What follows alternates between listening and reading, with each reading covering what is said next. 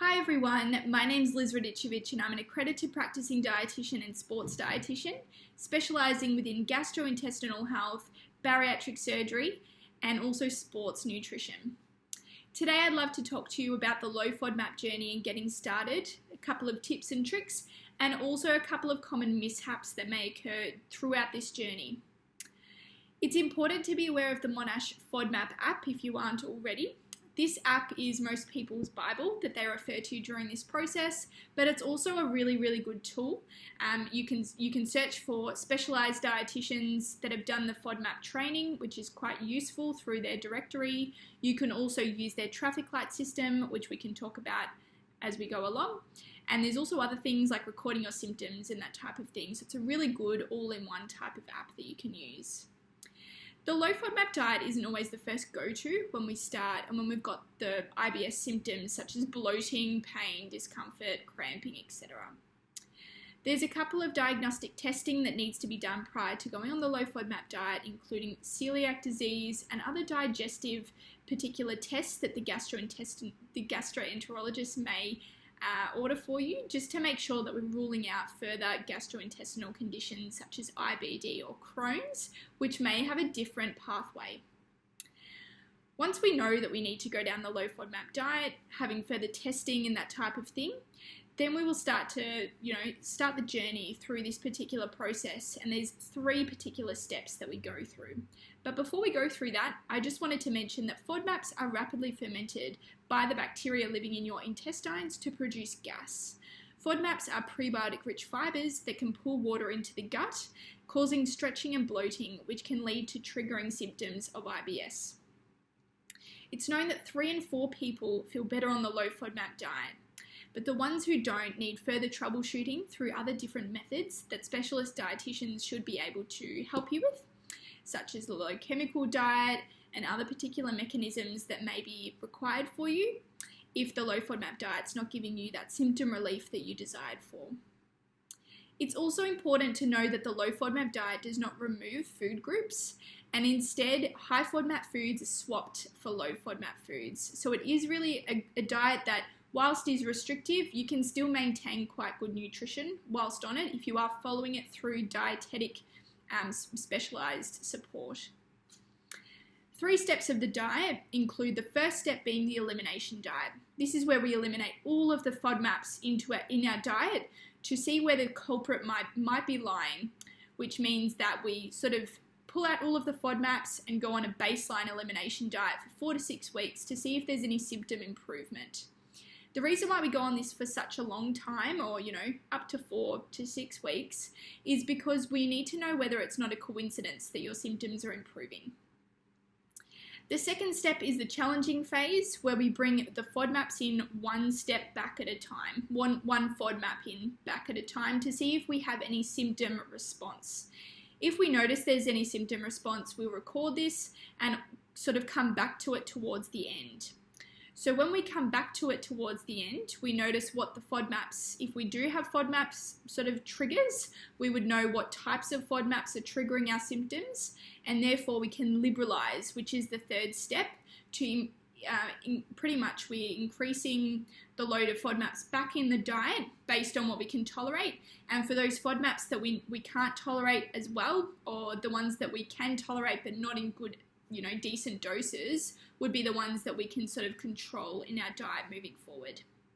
But this is a really important step to do with your dietitian to make sure you're not cutting out any food groups. Also, so getting started, that's just sort of an overview, but in terms of getting started, I usually give my patients up to a week to get prepared on the low FODMAP diet. Going shopping, doing research, getting some recipe books, getting some nutritional resources from your dietitian, having the read up, doing all the preparation to make sure that you're well versed into starting this low FODMAP diet.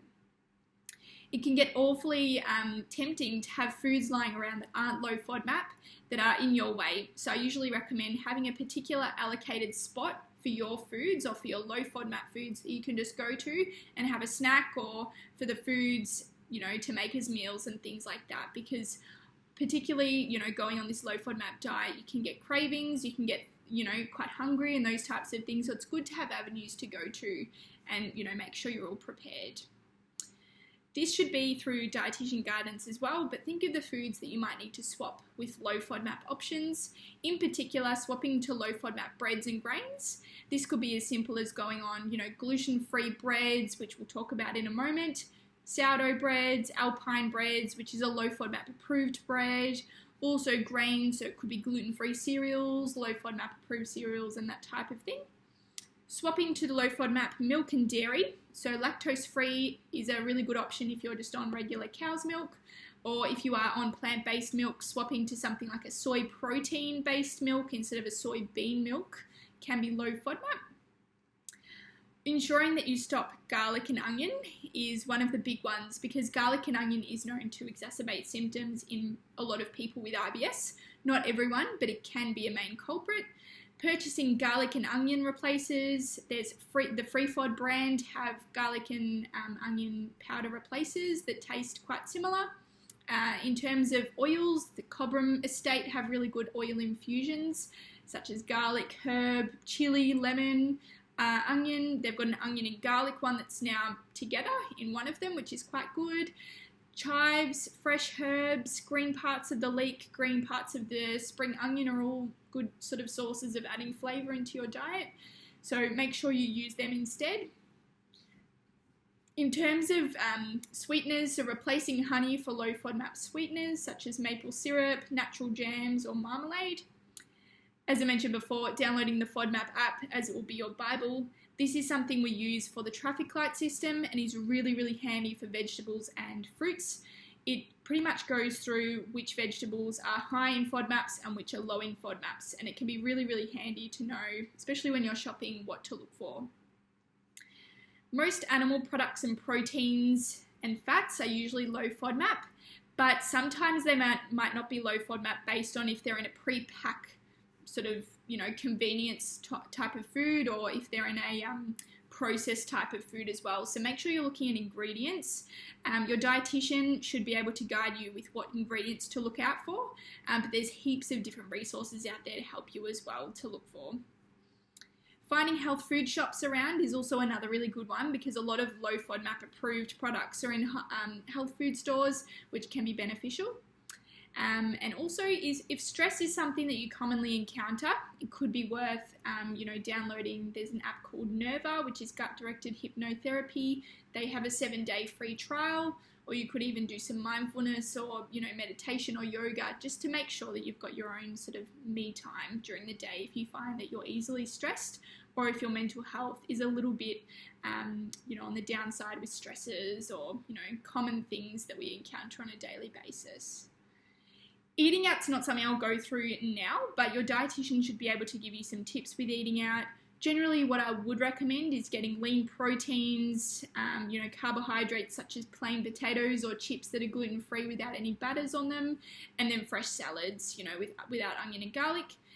It is important though, or good to know that, if you did get a salad with onion or garlic in it, probably a bit trickier with garlic, but especially with onion, you can actually pull it out instead of worrying about cross-contamination, which is known for celiac disease, but not for low FODMAP. So something to keep an eye out on. In terms of Low FODMAP Australia, Low FODMAP in general, there is a Facebook group run by Everyday Nutrition, which is managed by myself and a heap of other dietitians, Joanna Baker being the main sort of director of that one there.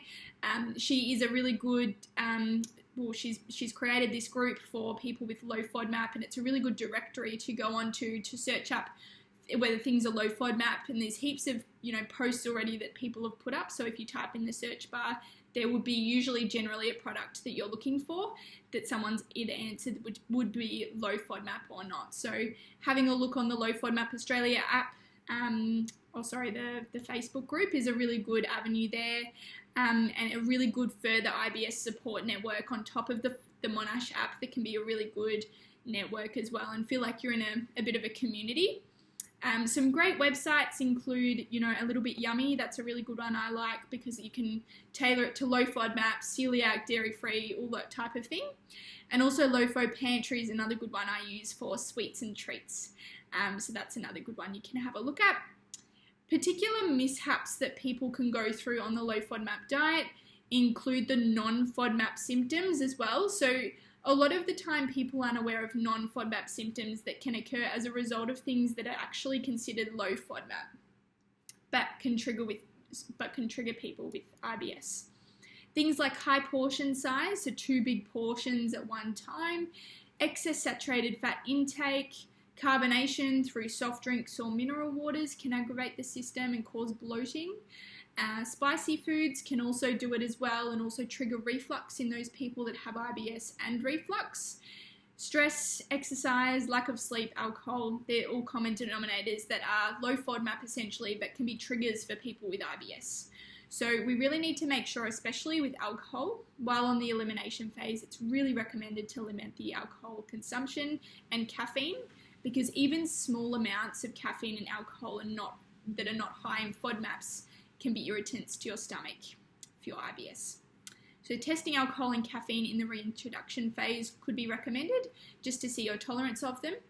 Because although it's, a FODMAP journey and seeing what FODMAPs are irritating you, you sort of want to know the whole picture as well, especially if you're a coffee lover in Melbourne, or if you've got, some alcohol that you like on particular occasions. Knowing which ones trigger you could be a really good, helpful tip.